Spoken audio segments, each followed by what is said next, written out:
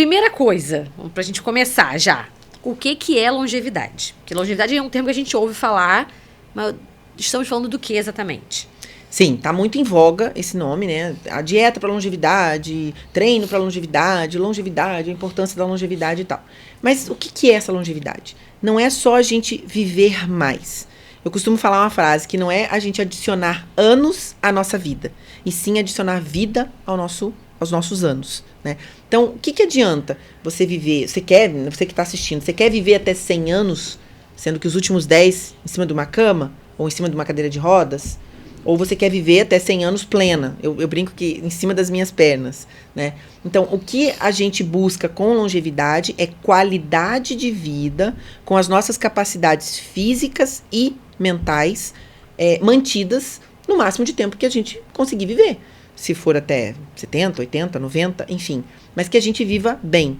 Para quê? Para a gente não ser um peso para os outros, né? E ter autonomia. Então, isso é que é a longevidade.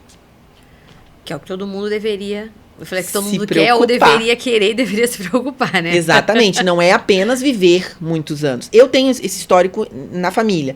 Por exemplo, a minha bisavó, ela viveu até 96 anos. Mas os últimos 15 anos, não, 10 anos. Os últimos 10 anos da minha avó foi em cima de uma cama. Então, assim, ela acordava de madrugada pra minha tia ir lá e virar ela na cama. Minha tia-avó. Ir lá e virar ela na cama. Ou seja, ela não tinha nem mais a condição de virar sozinha na cama. Então, assim, os últimos 10 anos foram muito complexos, né? Tive outra avó... muito sofridos, né? Muito sofrido para ela. Ela até que ela não tinha nenhuma dor, nenhuma doença específica. Uhum. Ela foi simplesmente se entregando.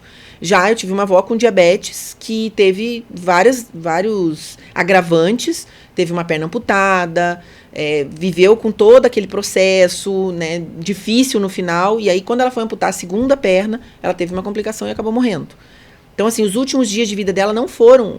Os últimos dias não, os últimos anos de vida dela não foram anos tranquilos e saudáveis. Ela não aproveitou plenamente, né? Então, ela não teve longevidade. E acaba que a gente só pensa, deixar para me preocupar com isso aí quando chegar a minha hora. Exato. Não vou pensar nisso agora, não quero pensar nisso agora. Já tenho problema demais para pensar nisso no futuro, assim, né?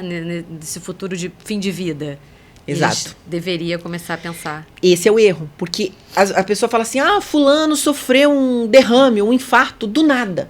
Não foi do nada. Isso se instalou nele pelo menos 10 a 15 anos antes.